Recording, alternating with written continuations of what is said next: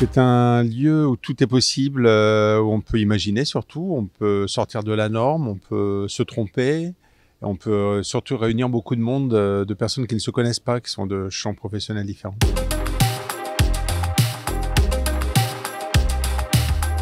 C'est toujours agréable d'être au début des réflexions, des aventures aussi, on ne sait jamais où ça peut nous mener.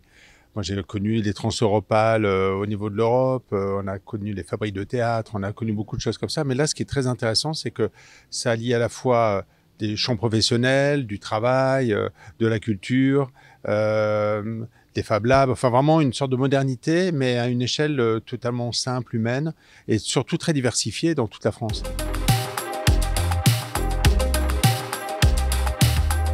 Vous savez, je crois que nous sommes aussi là beaucoup pour apprendre des autres. La Villette, c'est énorme, évidemment. Donc, nous sommes toute une série de petites, finalement, fabriques comme celle-là, de tiers-lieux, comme pour notre appellation d'aujourd'hui. Mais je pense que ce qui est très intéressant, effectivement, c'est que ça puisse être à géométrie variable. C'est-à-dire, vous avez des petits villages qui, en entier, sont des tiers-lieux.